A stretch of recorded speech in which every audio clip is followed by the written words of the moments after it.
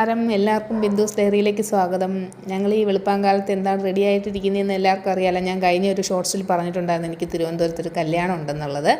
അപ്പോൾ അതിന് വേണ്ടിയിട്ട് ഞങ്ങൾ രാവിലെ റെഡിയാകുന്ന സീനാണ് ആ കണ്ടത്.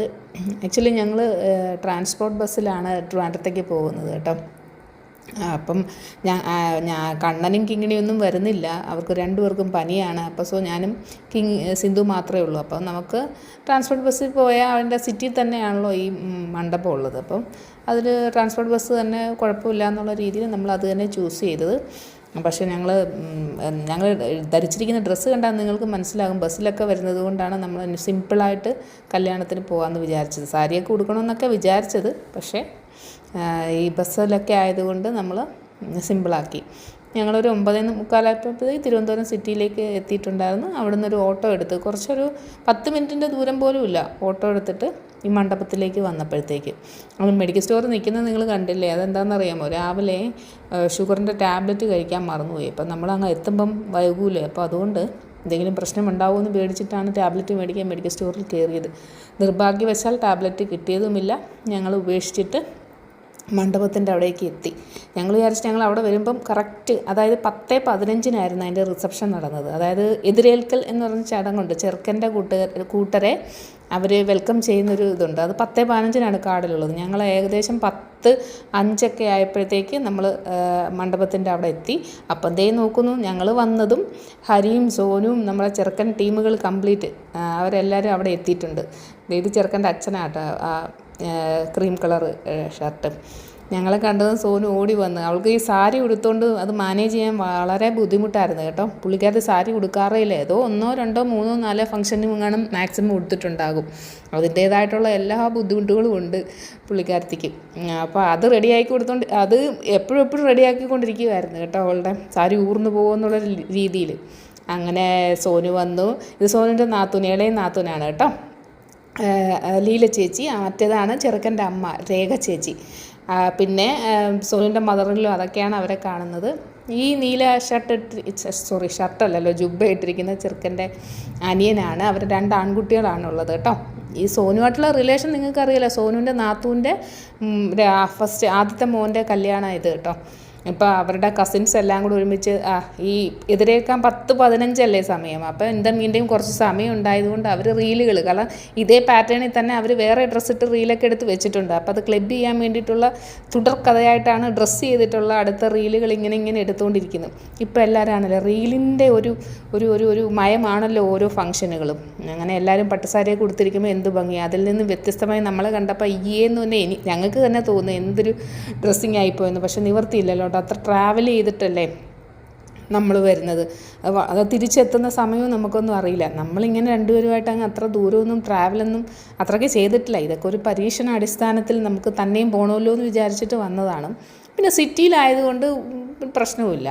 അങ്ങനെ 10:15 ആയപ്പം ഞങ്ങളെയൊക്കെ എതിരേൽക്കാൻ, ഞങ്ങളെ അല്ല കേട്ടോ, ചെറുക്കൻ്റെ കൂട്ടരെ, ഞങ്ങളതിൽ പെടുമല്ലോ. അപ്പോൾ എതിരേൽക്കാൻ വേണ്ടിയിട്ട് പെണ്ണിൻ്റെ ആൾക്കാരതേ താലവുമായിട്ടൊക്കെ വന്നിട്ടുണ്ട്. ഈ ഫംഗ്ഷൻ നിങ്ങൾക്ക് അറിയായിരിക്കും. നമ്മളെ ഇങ്ങനെ ചെറുക്കനെ ഈ പെണ്ണിൻ്റെ ആങ്ങളെ വന്നിട്ട് മാലയും കാല് കഴുകി ബൊക്കെയൊക്കെ കൊടുത്ത് ചെയ്യുകയും മറ്റുള്ളവർക്കൊക്കെ നാരങ്ങ കൊടുത്ത് അവർക്ക് വേദിയിലേക്ക് ക്ഷണിക്കുക എന്നുള്ളൊരു ചടങ്ങ്. അത് 10:15. ഇപ്പം 10:15 ആയിട്ടുണ്ട്. അപ്പം അതായത് ഞങ്ങളവിടെ നിന്ന് ഇപ്പം വെളിയിൽത്തുനിന്ന് ഞാനും സിന്ധു മാത്രമേ കറക്റ്റ് സമയത്ത് എത്തിയിട്ടുള്ളൂ. കാറിൽ മറ്റുള്ളവരൊക്കെ വരും. അപ്പോൾ അതെന്താ അവർ ലേറ്റാവുമെന്ന് വെച്ച് കഴിഞ്ഞാൽ, ആക്ച്വലി കല്യാണത്തിൻ്റെ സമയം ഇത്തിരി ലേറ്റാണ്. 12:15 12:45 ഇടയ്ക്കാണ്. സോ അതുകൊണ്ട് അവരൊക്കെ അതിൻ്റെ ഏകദേശ സമയത്തിന് മതിയല്ലോ എന്ന് പറഞ്ഞിട്ട് അവർ വന്നു. നമ്മൾ വിചാരിച്ചു ഈ റിസപ്ഷന് പങ്കെടുക്കാമെന്ന് വിചാരിച്ചിട്ട്, പിന്നെ ബസ്സിലല്ലേ വരുന്നത്, അപ്പം താമസിക്കണമെന്ന് പറഞ്ഞിട്ടാണ് ഞങ്ങൾ നേരത്തെ വന്നത്. ഇത് കണ്ടോ ചടങ്ങ് കണ്ടോ. ആക്ച്വലി ഈ പെൺകുട്ടിക്ക് ബ്രദറില്ല, അതൊരു സിംഗിൾ ചൈൽഡാണ്. ഒരു കസിൻ ബ്രദറൊക്കെ ആയിരിക്കും ഇത്, ഞാൻ കറക്റ്റ് ചോദിച്ചിട്ടില്ല. അതാണ് നമ്മുടെ പയ്യനെ കണ്ടില്ലേ നിങ്ങൾ, അങ്ങനെ മാലയൊക്കെ ഇട്ട് ബൊക്കെയൊക്കെ കൊടുത്ത് അങ്ങനെ. ഈ സമയത്തൊക്കെ ഞാൻ ഷൂട്ട് ചെയ്തുകൊണ്ടിരുന്നപ്പോൾ സോനു പറഞ്ഞു, അയ്യോ ആൻറ്റി ഷൂട്ട് ചെയ്യുന്നത് മിക്കവാറും അവരുടെ വീഡിയോയിലും കാണുമെന്നൊക്കെ ഇങ്ങനെ പറഞ്ഞിട്ടുണ്ടായിരുന്നു. ഞങ്ങൾ എന്നിപ്പോൾ തന്നെ ഷൂട്ടിങ് പെട്ടെന്ന് തന്നെ നിർത്തി കേട്ടോ. നമ്മൾ വീഡിയോയിൽ ഉണ്ടാവുമെന്ന് വിചാരിച്ച് പെട്ടെന്ന് ഞാൻ നിർത്തി. അത് കഴിഞ്ഞ് നാരങ്ങ ഉണ്ടോ എല്ലാവർക്കും, ഈ ബാക്കിൽ നിൽക്കുന്ന നമ്മളെല്ലാവർക്കും നാരങ്ങ തന്നിട്ട് നമ്മളെല്ലാം ഒരുമിച്ചിട്ടാണ് അതിനുള്ളിലേക്ക് കയറുന്നത്. സിന്ധുവിന് ഈ സമയത്ത് ഒരു അബദ്ധം, നമ്മുടെ എതിരേക്കുന്ന സമയത്ത് എൻ്റെ ഒപ്പം ഉണ്ടായിരുന്നില്ല. കാരണം സോനുവിൻ്റെ മദറിലേക്ക് പെട്ടെന്ന് പ്രഷറിൻ്റെ ടാബ്ലറ്റോ ഒറ്റോ കഴിച്ചില്ലായിരുന്നു. ഇത് സിന്ധു കഴിക്കാത്തതുപോലെ പുള്ളിക്കാരത്തെയും കഴിച്ചില്ല. പ്രായമായതല്ലേ, പെട്ടെന്ന് ഒരു തലകറക്കം പോലെ വന്നപ്പം സിന്ധുവും പുള്ളിക്കാരത്തെ പിടിച്ചുകൊണ്ട് ഒരിടത്ത് ഇരുത്തിരുന്നു ആ സമയത്ത്, എതിരേൽക്കുന്ന സമയത്ത്. അതുകൊണ്ട് അത് കഴിഞ്ഞിട്ട് എൻ്റെ നാരങ്ങ എവിടെയെന്ന് എന്നോട് ഒന്ന് ചോദിച്ച്, അതാണ് ആ സീൻ കണ്ടത്. അപ്പം അങ്ങനെ ഞങ്ങൾ എതിരിട്ട് മണ്ഡപത്തിൻ്റെ അവിടേക്ക് വന്നു. അവിടെ തന്നെ അത് വെള്ളമൊക്കെ എല്ലാവർക്കും ക്ഷീണമാകുന്ന വെള്ളമൊക്കെ വെച്ചിട്ടുണ്ട്. പക്ഷേ അത് മധുരവെള്ളം ആയതുകൊണ്ട് നമ്മളത് യൂസ് ചെയ്തില്ല. ഈ മണ്ഡപം നിങ്ങൾ ശ്രീമൂലം ക്ലബ്ബ് ട്രിവാൻഡ്രം, മണ്ഡപം എന്ന് പറഞ്ഞു കഴിഞ്ഞാൽ അതാ നിങ്ങൾക്ക് മനസ്സിലാവുമല്ലോ. ശ്രീമൂലം ക്ലബ്ബ് ട്രിവാൻഡ്രം. നേരത്തെ മോനുൻ്റെ കല്യാണം ഇവിടെ തന്നെയായിരുന്നു നടന്നത്. ഈ ഇപ്പം കണ്ടത് പെണ്ണിൻ്റെ അച്ഛനും അമ്മയാണ്. നമ്മൾ അവരോട് ചോദിച്ചു, നിങ്ങൾ എന്നാ പരിപാടിയാണ് കാണിച്ചത്? ഈ വെള്ളിയാഴ്ചയൊക്കെ കൊണ്ടുവന്ന് കല്യാണം വെച്ച് കഴിഞ്ഞാൽ ഞങ്ങൾക്ക് ലീവ് പോവില്ലേ, 2-3 ദിവസം പോവില്ലേ, എന്ത് പരിപാടിയാണ് നിങ്ങൾ കാണിച്ചതെന്നൊക്കെ നമ്മൾ അവരോട് ചോദിച്ചു.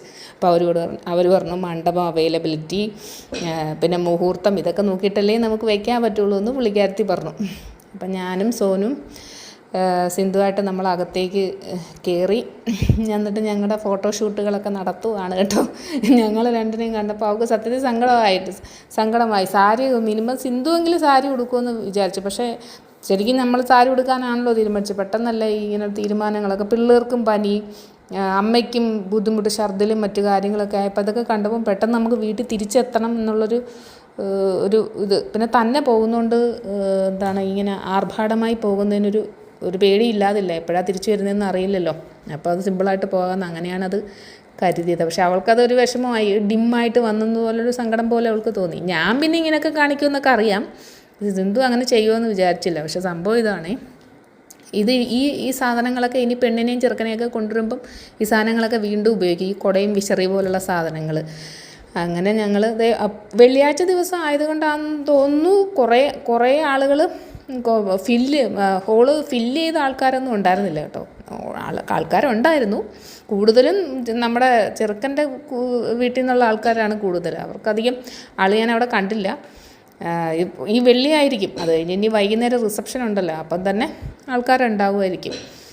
അപ്പോൾ അതിൻ്റെ ഹോളിൻ്റെ ഉള്ളിലെ വോളിൽ സ്ക്രീനിൽ നമ്മുടെ സേവ് ദ ഡേറ്റിൻ്റെ വീഡിയോസ് ഇങ്ങനെ പൊയ്ക്കൊണ്ടിരിക്കും. നല്ല മ്യൂസിക്കൊക്കെ ആയിരുന്നു.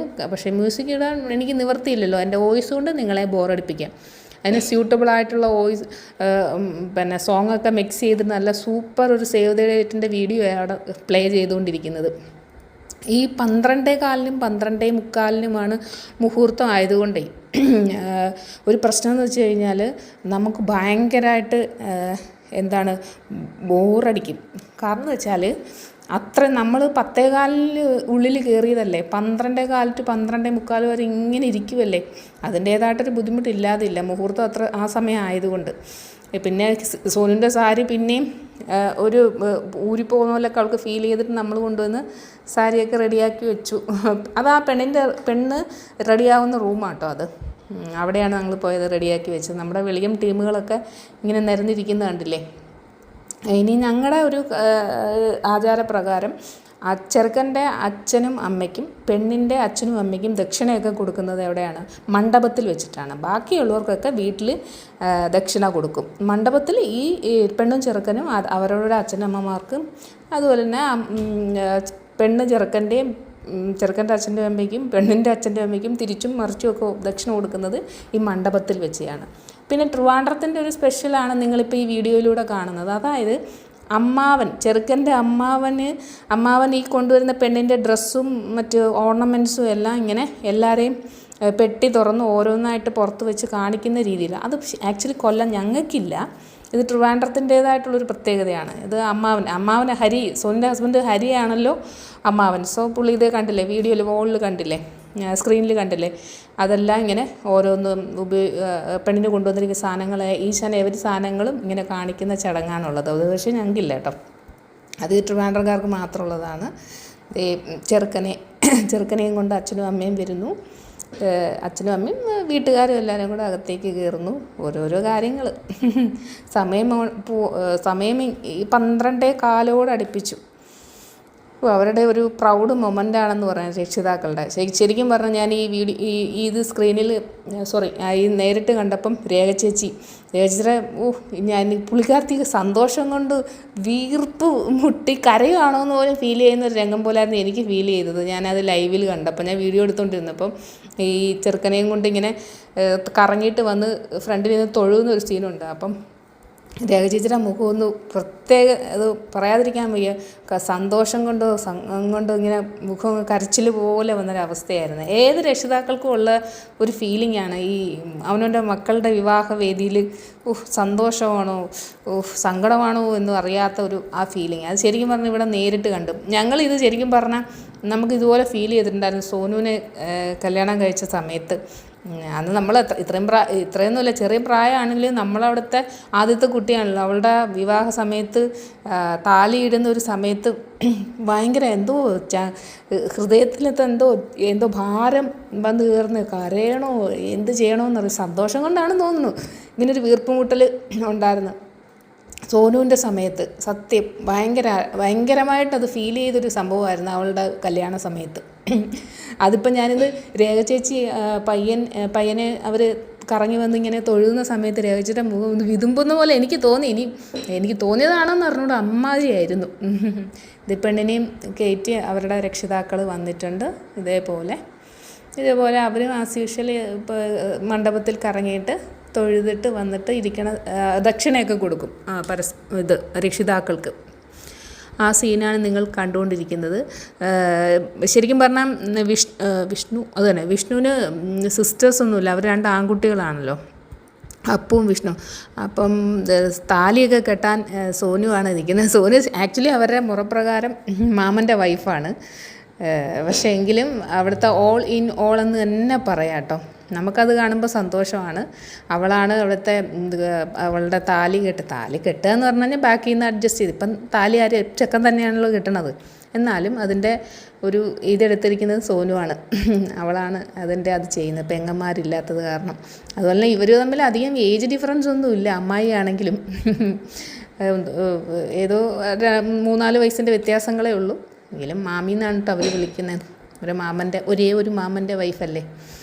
അങ്ങനെ ഇത് താലികെട്ട് കഴിഞ്ഞു. പെൺകുട്ടിയുടെ പേര് ആര്യ എന്നാണ് കേട്ടോ. 2 പേരും എൻജിനീയേഴ്സാണ്. അവൻ ബാംഗ്ലൂരിലാണ് വർക്ക് ചെയ്യുന്നത്. കുട്ടി ടെക്നോ പാർക്കിൽ ആണ്, ട്രിവാൻഡ്രം. അതാണ് അവർ 2 IT മേഖലയാണ്. ഹിന്ദുക്കളുടെ മാരേജ് കുറേ സമയം പിടിക്കൂലേ. നല്ല സുന്ദരിയായിരുന്നു പെൺകുട്ടി. അതുപോലെ നമ്മുടെ ആൺകൊച്ചും വളരെ സുന്ദരനായിട്ടായിരുന്നു കല്യാണത്തിന് കണ്ടത്. ശരിക്കും പറഞ്ഞാൽ നമുക്ക് ഈ സോനുവിൻ്റെ നാത്തൂനും ഹസ്ബൻഡും ഈ പിള്ളേരുമായിട്ട് ഭയങ്കര കൂടുതൽ അടുപ്പമെന്ന് പറഞ്ഞാൽ നമ്മുടെ സോനുവിൻ്റെ കല്യാണം തന്നെ ബിഗിനിങ് ടു എൻഡ് വരെ നടത്തിയിരുന്നത് അവരാണ് കേട്ടോ. ശരിയുടെ അമ്മയും അച്ഛനേക്കായും അച്ഛൻ മരിച്ചിട്ടുണ്ട്, അമ്മയേക്കായും കൂടുതൽ നമുക്ക് ആ കല്യാണത്തിന് വേണ്ടിയിട്ട് നമ്മൾ വീട്ടിൽ വരുന്നതും ബിഗിനിങ് ടു സ്റ്റാർട്ട് അവരായിരുന്നു വരുന്നത്. അത് കഴിഞ്ഞ് നമ്മുടെ ഭക്ഷണത്തിൻ്റെ ഞങ്ങളെല്ലാം ഒരുമിച്ചായിരുന്നു കേട്ടോ, നമ്മുടെ വെളിയൻ ടീമെല്ലാം. അപ്പോൾ ഭക്ഷണത്തിൻ്റെ സമയമായി ഞങ്ങൾ ഭക്ഷണം കണ്ടപ്പോൾ ആക്രാന്തമായിട്ട് ഇരുന്ന് കഴിക്കുന്നത് കേട്ടോ. അത് കഴിഞ്ഞിട്ട് ഞങ്ങളുടെ ഗ്രൂപ്പ് ഫോട്ടോ എടുത്തിട്ട് ഞങ്ങൾ അപ്പം തന്നെ ഡ്രസ്സൊന്നും മാറാൻ, പെൺകുട്ടി ഇനി സെറ്റ് മുണ്ട് കൊടുക്കും, കല്യാണ സാരി കൊടുക്കും, ഇതൊന്നും കാണാൻ നിന്നില്ല. ഞങ്ങൾ അപ്പം തന്നെ ഇറങ്ങി ബസ്സിൽ കയറി നമ്മൾ ആയൂരെത്തി. ബസ്സിൽ തന്നെ നിന്നിട്ട് ഞങ്ങൾ ക്ഷീണിച്ച് അവശരായിട്ട് ജ്യൂസൊക്കെ കുടിച്ചിട്ട് നല്ല വെയിൽ 4:15-4:30 ആയപ്പോഴത്തേക്ക് വീട്ടിലെത്തി. ഇത് ഭയങ്കര, കാരണം നേരത്തെ എത്താൻ കാരണം അമ്മയ്ക്കും പാടില്ല, കണ്ണനും കിങ്ങിണിയും പനി പിടിച്ച് കിടക്കുക, അക്കച്ചി മാത്രമേ ഉള്ളൂ. അതുകൊണ്ടാണ് നമ്മൾ ഫങ്ഷൻസിനൊന്നും നിൽക്കാണ്ട് നേരത്തെ തന്നെ വീട്ടിലെത്തി, ക്ഷീണിച്ച് അവശരായിട്ടെത്തി. ഇത്ര തന്നെ ഉള്ളൂ കേട്ടോ. നിങ്ങൾ ഈ വീഡിയോ നന്നായിട്ട് കാണുക, നമ്മളെ സപ്പോർട്ട് ചെയ്യുക. Okay, by.